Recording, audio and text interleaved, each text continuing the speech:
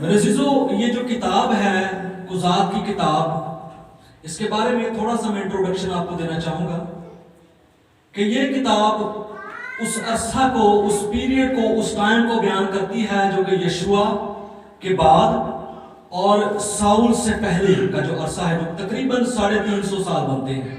ये किताब उस अरसा की अक्कासी करती है जिसमें कि बनी इसराइल का कोई भी जो है बादशाह या प्रोमिनेंट लीडर नहीं था।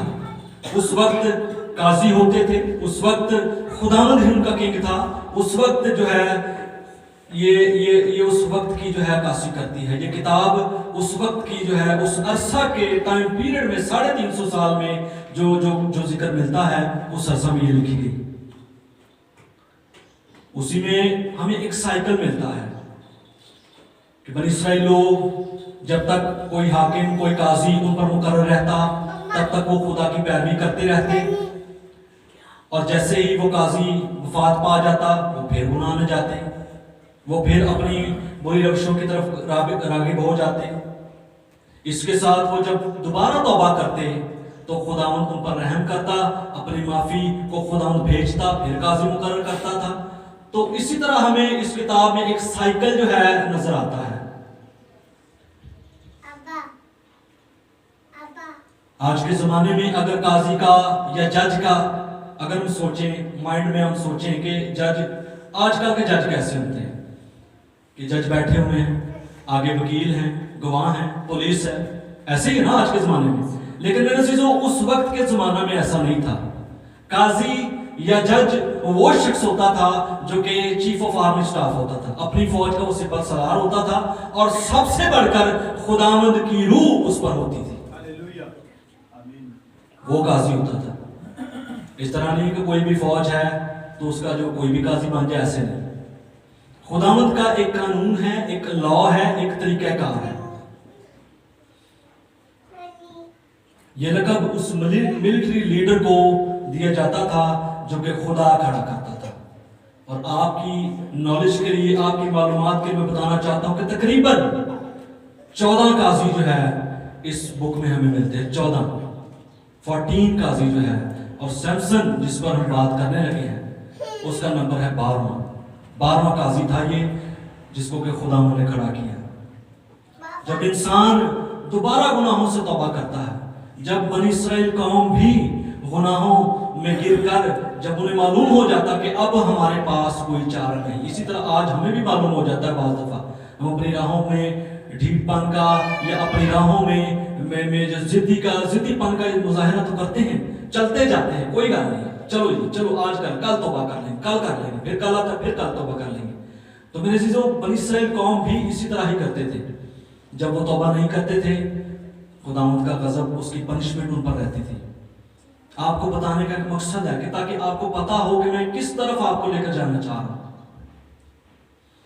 मैन इन प्रॉस्पेरिटी, आदमी खुदा की जो है फरमाबरदारी में, उसकी प्रॉस्पेरिटी, खुशहाली में, गोइंग टू सिन, वो गुनाह में जाता है।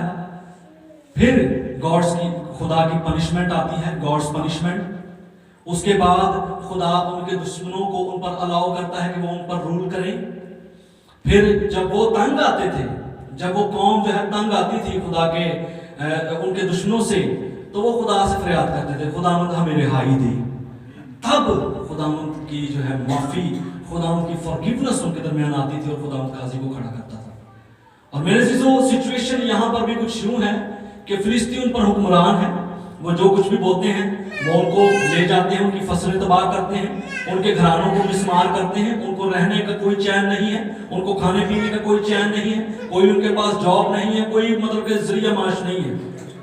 और इसी तरह जब वो अपने गुनाहों का इकरार करके खुदा से माफी मांगते हैं, तब खुदा उन पर एक काजी को मुकर्रर करता है, तब खुदा समसून को खड़ा करता है, तब खुदा सैमसन को खड़ा करता है। हालेलुया। क्यों खड़ा करता है? ताकि उनकी कौम को रिहाई दे पाए, ताकि उनकी कौम को फिलिस्तियों के हाथ से छुड़ाए, ताकि उनकी कौम जो है फिलिस्तियों पर जो है शिकस्त ना खाए, बल्कि फिलिस्तियों पर गालिब आए। इस 350 साल के अरसा में 14 काजी गुजरे और 12वें नंबर का समसून है। ठीक हो गए? आप क्या करते हैं, कैसे शुरू करते हैं, कैसे आप प्रोग्रेस करते हैं। रोजाना की बुनियाद पर मैं बात कर रहा हूं। सुबह की रूटीन, काम पर जाना, फिर काम से वापस आना, खाना खाना, सो जाना, फिर अगले दिन उठना, कैसे आप कर रहे हैं मैनेज खुदा की रूटीन को अपनी लाइफ में। ये बड़ा मैंने लगता है। एक मुसन्निफ लिखता है कि आप आज जो कर रहे हैं वो आपके कल को जो है वो डायरेक्ट करेगा। आज जो आप बीज बो रहे हैं वही काटेंगे ना।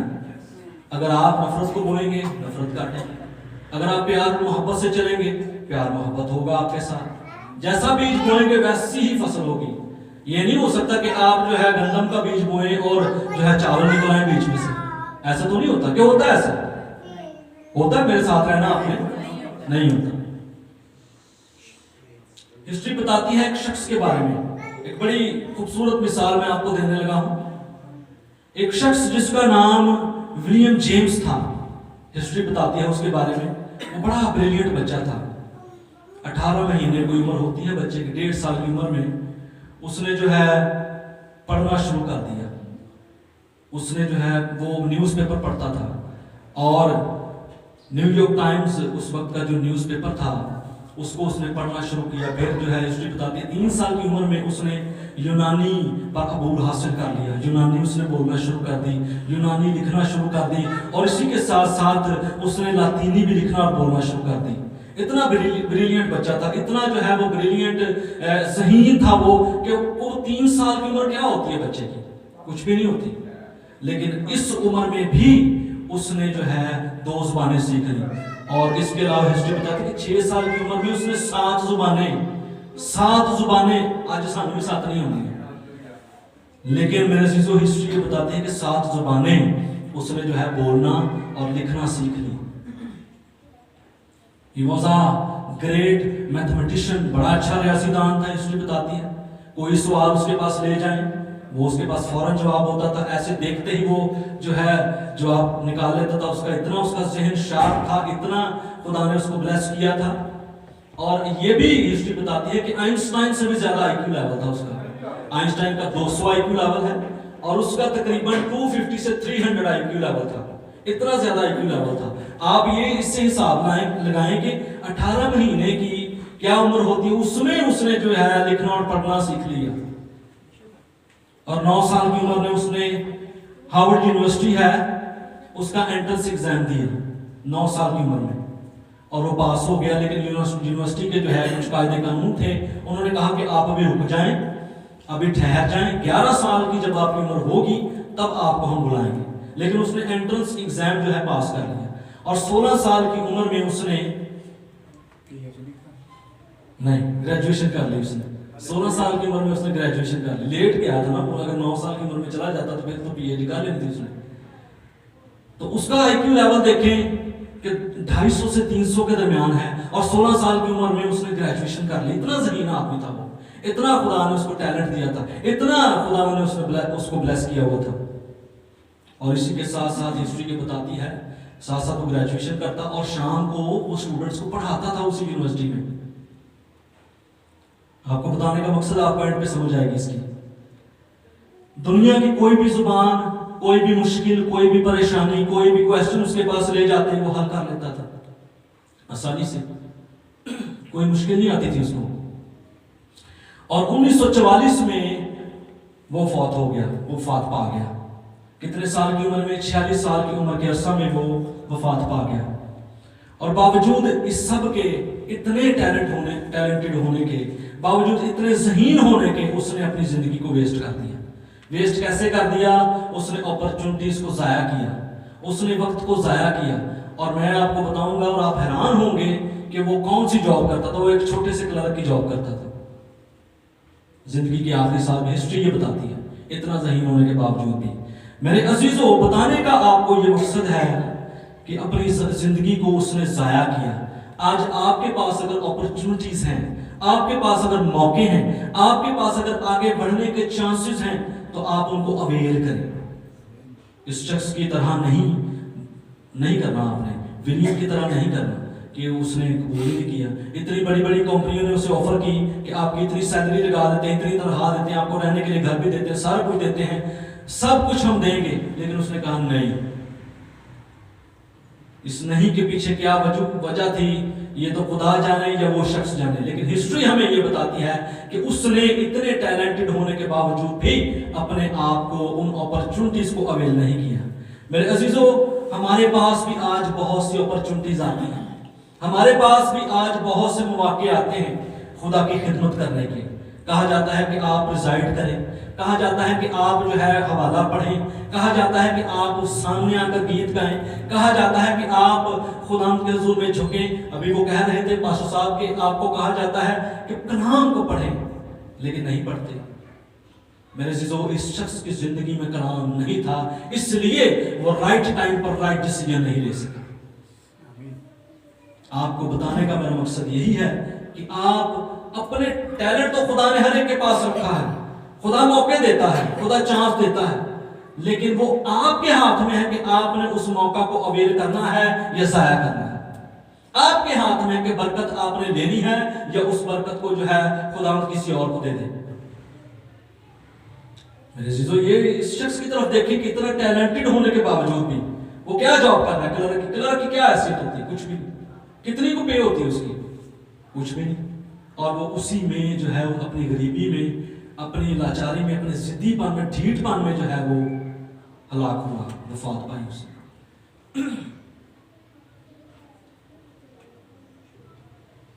आप अपनी मसीह जिंदगी में कैसे प्रोग्रेस करते हैं, कैसे बढ़ते हैं? अपनी जिंदगी पर गौर करें। आपको कहा जाता है कि आप दुआ करें। अगर दुआ का कोई टाइम रख लिया जाए यहाँ पर, तो आधी से ज्यादा मान तो आती ही नहीं घर से। पैसा सन काम पै गया से, पैसा मेहमान आ गए से, पासा वो ना मैं कितने जाना सी तो उसे चली गई। मेरे अजीजों, कलाम की अहमियत को समझें। कलाम ये हमारे पास ज्यादा देर नहीं है, मसीह की हम बहुत करीब है। और हिस्ट्री ये बताती है कि अगले चंद सालों के अंदर अंदर ही मसीह यीशु इस दुनिया पर आने वाले हैं दोबारा। आपके पास उस वक्त क्या जवाब होगा? क्या जवाब देंगे खुदा को?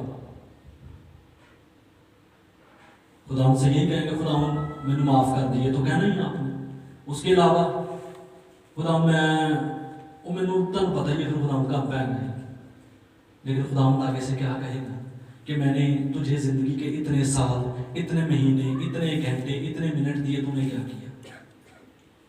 मेरे अजीजों, सख्त जवाब सुनने से बेहतर है कि आप वक्त रहते तौबा करें, आप वक्त रहते खुदावंद को अपनी जिंदगी दें। जिस तरह इस विलियम ने खुदावंद को जिंदगी नहीं दी और वो किस तरह वफात पाई उसने, आज उसको कोई भी नहीं जानता, आप भी नहीं जानते होंगे। लेकिन ये एक इबरतनाक मिसाल है हमारे लिए। ये एक मिसाल हमारे सामने है कि जब हम खुदा के कलाम को नहीं पढ़ते, जब हम खुदा के अहकाम पर अमल नहीं करते, तब हम गलत चॉइसेस लेते हैं, राइट टाइम पर राइट डिसीजन नहीं ले सकते। आपको तो नहीं पता ना कि कौन सा डिसीजन आपके फायदा के लिए होता है, कौन सा डिसीजन आपके नुकसान के लिए होता है। लेकिन मेरे अजीजों, जब हम कलाम पढ़ते हैं तो कलाम एक नूर है, एक रोशनी है। और रोशनी में जब यहाँ पर रोशनी है तो हम देख सकते हैं ये चेयर्स भी यहाँ पर है, ये स्टैंड यहाँ पर है, आप यहाँ पर हैं। अगर अंधेरा कर देंगे तो कुछ नजर नहीं आएगा। इसी तरह मेरे अजीजों, अगर आपको अपनी जिंदगी में आगे बढ़ना है, अगर आपको अपनी जिंदगी में तरक्की करनी है, अगर आपको अपनी जिंदगी में अपॉर्चुनिटीज को अवेल करना है, तो जरूरी है कि अपने घरों में खुदा के कलाम को पढ़ें। जरूरी है कि अपने घर का मसबा बहाल करें। हालेलुया।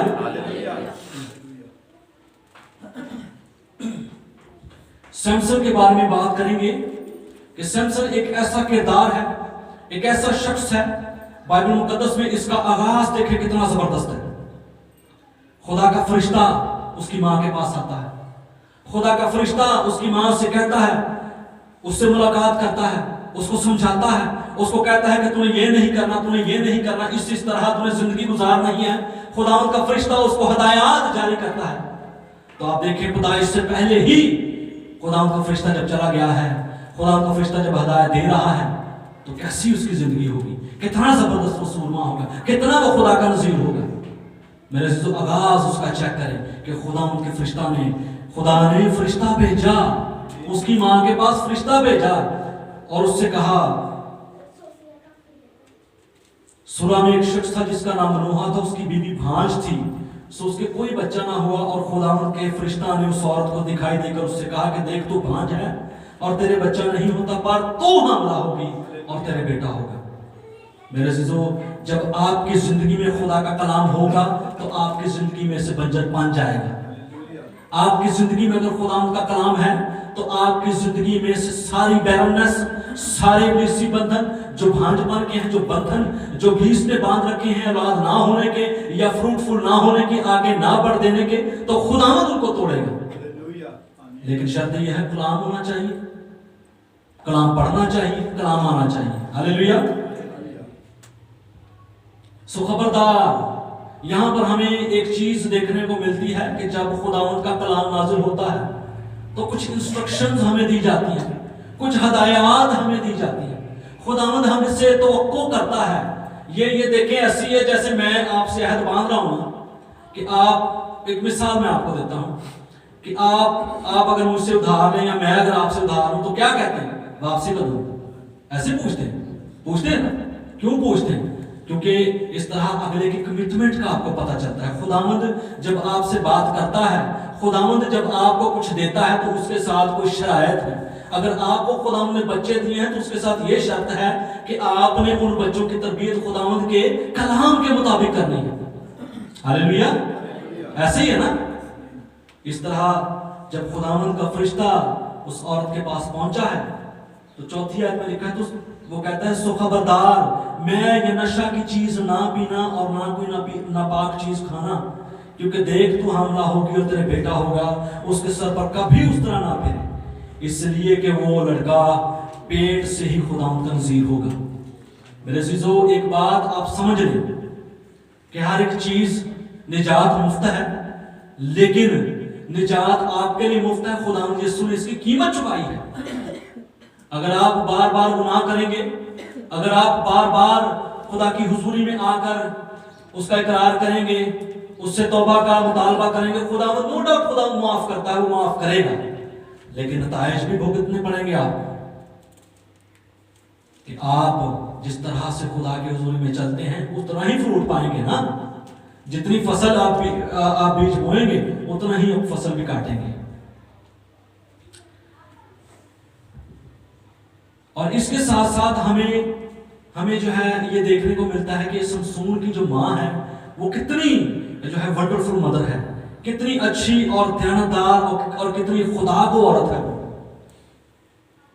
आप अपनी जिंदगी में गौर करें कि आज जो माएँ यहाँ पर बैठी हुई हैं वो अपने बच्चों के लिए कितना टाइम निकालती हैं, अपने बच्चों के लिए कितनी देर दुआ करती हैं, अपने बच्चों के लिए कितनी देर घुटनों पर आती हैं, अपने बच्चों की तरक्की के लिए, अपने हस्बैंड की तरक्की के लिए कितनी देर वो दुआ करती हैं। आपको आज सोचना है। पहली औरत जो हमें यहाँ पर इस हवाले में नजर आती है वो औरत है समसून की माँ। और मैं खुदा का बेहद शुक्रगुजार हूँ। अगर मैं अपनी जिंदगी पर गौर करूँ तो मैं जब अपनी माँ की तरफ देखता हूँ तो मेरी माँ एक खुदा को औरत थी। उसने खुदावंद के कलाम को प्रायोरिटी दी, उसने खुदावंद के कलाम को पढ़ना और सुबह उठते ही वो अपने अपने अपने हस्बैंड के लिए, अपने बच्चों के लिए घर को बर्रे के लहू में महफूज करती थी। मेरे अजीजों, ये कितनी अच्छी और भलाई की बात है हमारे लिए कि हमें इस मदर का नमूना मिलता है आज हमारे अपनी जिंदगी के लिए। आज जो माएँ यहाँ पर बैठी हैं वो अपनी जिंदगी पर गौर करें कि आप कितनी देर दुआ करती हैं, आप कितना कलाम पढ़ती हैं। पहले खुद बदलें, फिर अपने बच्चों को बदलें। मेरे अजीजों, अगर आज हम सारे बहन भाई अचीवमेंट में हैं, तरक्की में हैं, खुशहाली में हैं, एस्टैब्लिश हैं, तो ये हमारी माँ की वजह से और बाप की वजह से। मेरे अजीजों, वो औरत जो सुबह सवेरे उठकर खुदा के कलाम को पढ़े, उस जैसी औरत नहीं हमें मिलती। आज देखें औरतें क्या करती हैं, रात को देर तक सोना, मोबाइल पे स्क्रॉल कर रही हैं ऊपर नीचे, कोई ड्रामा देख लिया। देखें कलाम पर कलाम की बातें सीधी सीधी, या हाँ है या ना है, या इधर हो जाए या उधर हो जाए, या खुदा की तरफ आए या शैतान की तरफ जाए, बीच का कोई रास्ता नहीं। अगर आप कहें ना कि खुदा में 1 घंटा दे दें और मूवीज को भी 1 घंटा दें, तो ऐसा नहीं मेरे से। अगर खुदावंद एक बात से मना कर रहा है तो उस बात से मना होने की जरूरत है, फिर ही हम अचीव करेंगे ना। अगर वो ना यहाँ पर परहेज करती, वो मैं भी पी जाती, वो सब कुछ करी जाती, वो नापाक चीजों को भी हाथ लगाती, वो नापाक चीजें भी खाती, तो क्या समसून की पैदाइश हो सकती थी? बताएं मुझे। नहीं हो सकती थी, क्योंकि उसने कलाम को फॉलो ही नहीं किया, उसने कलाम को पढ़ा ही नहीं, उसने कलाम पर अमल ही नहीं किया।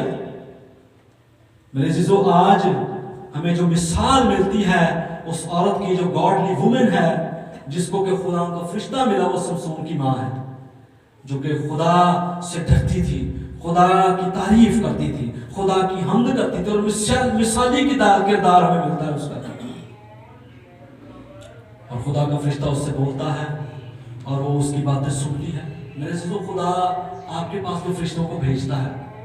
एक नई बात मैं आपको बताने लगूं, आपके पास भी फरिश्ते आते हैं, किनकी सूरत में? खुदा के खादमीन की सूरत में, कलाम की सूरत में। बाज़ दफा हम टीवी चैनल्स पर देख रहे होते हैं, कलाम लग जाए तो फौरन कहते हैं फटाफट करो। क्यों? मेरे अजीजों, हो सकता है वही कलाम आपके लिए हो। जब आप बाइबल मुकद्दस को पढ़ने के लिए खोलते हैं तो बाज़ दफा खुदा ऐसे हवाला को, ऐसे स्क्रिप्चर को आपके सामने लेकर आता है जो कि आपकी जरूरत होती है। लेकिन बाइबल खोलना जरूरी ना इसके लिए। बंद बाइबल में तो नहीं खुदा बता देता। क्या ख्याल है? ऐसे ही है, बाइबल खोलना जरूरी है ना इसके लिए। जो कि खुदा के खौफ में रहती थी, खुदा के कलाम को अव्वल दर्जा देती थी, ऐसी मदर आज हमें बनने की जरूरत है। जब कभी भी हम मुश्किल में हो, हम परेशानी में हो, हमारे कारोबार में मुश्किलात हो, हमारे घर पे मुश्किलात हो, हमारे रोजगार में मुश्किलात हो, तो सबसे पहला जो काम आपने करना है, एज अ वुमेन होते हुए, एज अ मदर होते हुए, एज अ औरत होते हुए, वो यही है कि आप खुदा के कलाम को पढ़ें।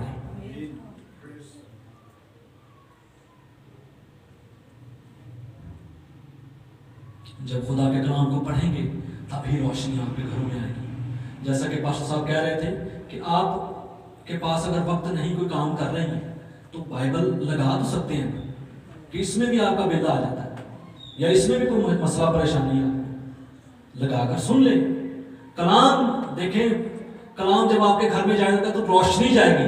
ये इसी तरह का लाइट की तरह है। किसी घर का मीटर कटा हो तो हम अपनी तरफ से अगर तार लगाएं तो उधर रोशनी जाएगी ना। कलाम, रोशनी तो यहाँ पे है, रोशनी तो कलाम में है। लेकिन जब आप अपने घरों में उस लिंक को ज्वाइन करेंगे, उसको खोलेंगे, उसको ओपन करेंगे, बाइबल मुकद्दस को पढ़ेंगे, सुनेंगे, तो ही रोशनी आपके अंदर जाएगी।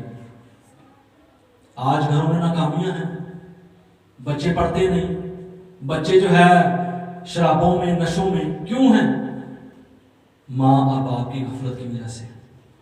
वो उन पर ध्यान नहीं करते, कहते ठीक है आप ही सुधर जाएगा, ऐसे कहते हैं ना लोग, वो वक्त आएगा आप ही सुधर जाएगा। वो कोई नहीं सुधरता, फिर कहते ब्याह कर देंगे, वो जी ब्याह के बाद सुधर जाएगा, वो ब्याह के बाद नहीं सुधरता।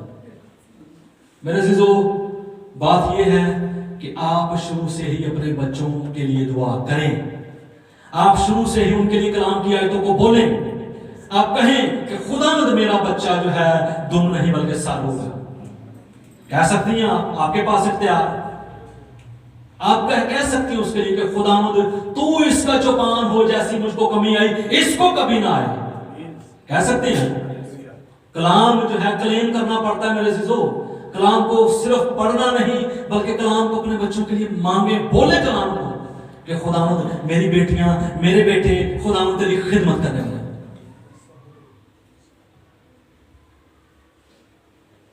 सैमसन का जो लफ्जी मतलब है वो है सनलाइट। सैमसन का जो रूट मीनिंग है वो सनलाइट है, उम्मीद है, ब्राइट सन, तेज रोशनी, तेज सूरज की रोशनी, एक उम्मीद की किरण। सैमसन का ये मतलब है। जब इस्राएल कौम यहाँ पर फिलिस्तीन से दुख उठा रही थी, उनके पास कोई उम्मीद नहीं थी। खुदावंद ने अपने फरिश्ता को भेजा, खुदावंद ने एक नेक औरत की तलाश की, खुदावंद ने एक कलाम पर अमल करने वाली, कलाम को पढ़ने वाली औरत की तलाश की। आज खुदावंद आपको ढूंढता है कि कौन सी ऐसी औरत है, कौन सी मेरी बंदी है, कौन सी मेरी बेटी है जो कि कलाम को बाकायदगी से पढ़ती है, खुदा के घर में बाकायदगी से आती है। उसको मैं अपने फरिश्ता को भेजूं उसके पास। लेकिन मेरे अजीजों बड़े अफसोस के साथ कहना पड़ता है कि आजकल की औरतें, आजकल के जो मर्द हैं, दोनों खुदा के कलाम से मुनहरिफ नजर आते हैं।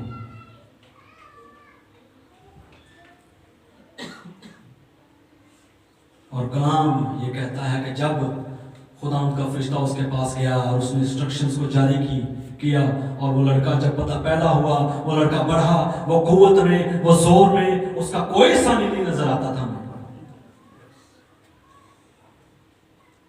ये उसी वक्त होगा जब हम कलाम पढ़ेंगे, ये उसी वक्त होगा जब खुदावंद आपको ध्यानदार पाएगा, ये उसी वक्त होगा जब आप कलाम पर अमल करने वाली होंगी, कलाम पर अमल करने वाले होंगे। आज जो यंगस्टर्स यहाँ पर बैठे हुए हैं, जो नौजवान हैं, इस हवाले की विसासत से, इस हवाले के वसीले से मैं आपको ये कहना चाहता हूँ कि अपने स्पाउस को ना तलाश करें। खुदावंद को आपकी फिक्र है। आदम ने तलाश किया? नहीं किया, वो अपना काम कर रहा था। किया उसने कि नहीं किया? जवाब दें। नहीं किया उसने। आदम ने ढूंढा तो नहीं अपनी हवा को, अपनी बीवी को ढूंढा उसने? नहीं ढूंढा, खुदा ने मुहैया किया। जब आप खुदा का काम करेंगे, जब आप खुदावंद की आवाज को सुनेंगे, तो खुदावंद आपकी हर जरूरत को जानता है, खुदावंद आपकी फिक्र करता है, खुदावंद पर वक्त आपको मुहैया करेगा।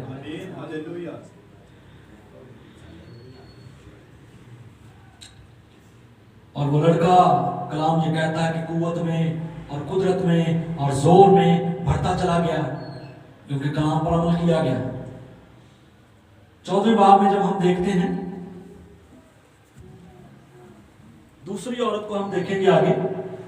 पहली औरत तो उसकी माँ है, दूसरी औरत कौन सी उसकी जिंदगी में आई? उसकी बीवी। बिल्कुल ठीक कहा आपने कि उसकी बीवी। ये दूसरा ये कज़ात की किताब, उसका 14वां बाब है और उसकी पहली आयत से। और समसून तिम्नत को गया और तिम्नत में उसने फिलिस्तियों की बेटियों में से एक औरत देखी और उसने आकर अपने माँ बाप से कहा, मैंने फिलिस्तियों की बेटियों में से तिम्नत में एक औरत देखी है, सो तुम उससे मेरा ब्याह करा दो। दूसरी जो औरत है वो तिम्नत की जो है, तिम्नत को जब वो जाता है, फिलिस्तियों के इलाका में जब वो जाता है, तो उसको वो औरत, एक औरत नजर आती है और वो जब देखता है उसको, तो वो कहता है कि ये मेरी बीवी होगी। मेरे अजीजों, जब तक आप अपने बच्चों को जो है प्रोटेक्ट करते रहेंगे, जब तक आप उनको खुदा के लहू में जो है महफूज करते रहेंगे, उनके कदमों की प्रोटेक्शन करेंगे, तो उनके कदम कभी भी डगमगाएंगे नहीं। जिस तरह समसून की जिंदगी में हमें मिलता है कि वो गैर कौम की जिंदगी में चला गया, वो गैर कौमों में चला गया। वो गैर कौम में थी ना फिलिस्तीन उस वक्त, और उसके वालिदैन ने क्या कहा, तेनू साढ़े विचों कोई कुड़ियां ला, कोई लड़कियां नहीं है इधर। मेरे अजीजों, ये गैप, ये खला उस वक्त आता है जब वालिदैन अपने बच्चों के लिए दुआ नहीं करते। ये गैप, ये खला उस वक्त आता है जब जब जब जब वालिदैन अपने बच्चों के लिए वादों को नहीं क्लेम करते। आज देख लें, पिछले सालों की बात है, काफी लड़कियां ऐसे चली गई, भाग गई, इधर चली गई, उधर चली गई। क्यों गई वो? माँ बाप क्या कर रहे हैं? माँ बाप उनको मोबाइल दे देते हैं, माँ बाप कहते हैं टिकटॉक बनाई जा, कोई गल नहीं। लेकिन मेरे अजीजों, कलाम पर भी तवज्जो देनी है हमें। कलाम हमें क्या सिखाता है? कलाम हमें ये कहता है कि अपने बच्चों की उस राह पर तरबियत कर जिस पर उसको जाना है। क्या आज हम तरबियत करते हैं अपने बच्चों की, वालिद होते हुए, वालदा होते हुए? मेरे अजीजों, बड़ा जरूरी है। ये ऐसे नहीं खुदा ने आपको मिरास दे दी, ऐसे नहीं आपको बच्चे दे दिए खुदा ने। कल को आपसे हिसाब होगा, कल को भाई रज़ाक से जवाब लेंगे। खुदा कहेगा, खुदा कहेगा इससे कि रज़ाक, मैंने आपको इतने बच्चे दिए, आपने क्या किया? रज़ाक साहब कह सकते हैं कि मैंने खुदा में पढ़ाया, सिखाया। खुदा ठीक है, कलाम तुमने क्या सिखाया उनको, वो बताओ मुझे। बेहतर है कि सख्त जवाब सुनने से पहले अपने आप पर गौर करें, अपनी रविशों पर गौर करें, अपने आप को देखें कि कहाँ मैं गलत हूँ। एज अ मदर होते हुए, एज अ फादर होते हुए, मैं कहाँ पर गलत हूँ, अपने आप को देखें। और मेरे अजीजों, यहाँ से जो है आगे उसकी डिस्ट्रक्शन शुरू होती है। कलाम तो मैसेज तो मेरा काफ़ी लंबा है, लेकिन मैं जो है इसको कट शॉर्ट करना चाहता हूँ। मैं इसका दूसरा पार्ट जो है इस संडे में आपसे शेयर करूँगा, इसका दूसरा पहलू। आज हमने सैमसन की ज़िंदगी पर गौर किया है, मदर की ज़िंदगी पर गौर किया है, औरतों की ज़िंदगी पर गौर किया है। उसमें से पहली औरत को हमने देखा है, लेकिन अगले सेशन में हम देखेंगे कि जो है दलाइला की तरफ हम बढ़ेंगे कि वो एक औरत थी और उसका और सैमसन का जो है क्या रिलेशनशिप रहा और कैसे उसने रिसीव किया, कैसे उसने जो है एक मर्द खुदा को नीचे गिरा दिया। आपके लिए और मेरे लिए कलाम ये है कि हम कलाम मुकद्दस को पढ़ें, हम इस लिंक को ज्वाइन करें, हम इसमें मूव करें। देखें, बरकत उसी आदमी को मिलती है जो कलाम पढ़ता है, बरकत उसी आदमी को मिलती है जो कलाम पर अमल करता है। आपने ये नहीं सुना होगा कि भाई एक बंदा चोरी भी करे, खून भी करे तो प्रॉस्पर भी हो जाए। ऐसे होता है कहीं? नहीं होता। कलाम में ये बताता है ऐसे नहीं। अगर आप आज खुदा की रूह में बढ़ना चाहते हैं, अगर आप आज अपनी जिंदगियों में खुदा के जलाल को देखना चाहते हैं, अगर आप आज अपने बच्चों के लिए हिफाजत और मुहाफजत को देखना चाहते हैं, तो जरूरी है कि हम अपने बच्चों के लिए दुआ करें, जरूरी है कि हम अपने बच्चों के लिए कलाम बोलें, जरूरी है कि हम अपने बच्चों के फ्यूचर को खुदावंद के हाथ में दें। फिर कल को आप खुदावंद को ब्लेम नहीं कर सकते कि खुदावंद ने तो तेरे लोग सब, खुदावंद ने भी कहना खुदा मैंने तेरे कलाम दिता, तू कभी बोले ही नहीं, तू कभी पढ़े ही नहीं, तू कभी खोल के नहीं देखा। मेरे चीजों खुदावंद पर ब्लेम नहीं लगा सकते हम, इसलिए जरूरी है कि अपने आप को पाक करें, खाली कर दें अपने आप को। कोई बात नहीं, माजी को भूल जाएं, जो भी हुआ आज से तैयार करें, आज से कहें कि खुदावंद आज से मैं 3 बाप पढ़ूंगी, आज से मैं 4 बाप पढ़ूंगी, आज से मैं 5 बाप पढ़ूंगी, आज से मैं 10 बाप पढ़ूंगी, जितनी खुदावंद आपको तौफीक दे पढ़ें आप, क्योंकि कलाम पढ़ने में ही बरकत है, कलाम को सुनने में ही बरकत है, कलाम पर अमल करने में ही बरकत है। अगर वो मदर जो कि समसून की मां है, वो कलाम पर अमल ना करती तो वो समसून को कभी पैदा नहीं कर सकती थी, उसका नाम बाइबल मुकद्दस में कभी लिखा ना जाता। अगर आप चाहते हैं कि आपकी जिंदगी और आपका नाम किताब हयात में लिखा जाए, तो जरूरी है कि आप अपनी जिंदगियों में से कलाम को पढ़ें और अपनी जिंदगियों में से वो सारी बुरी बातों को निकाल दें। हालेलुया।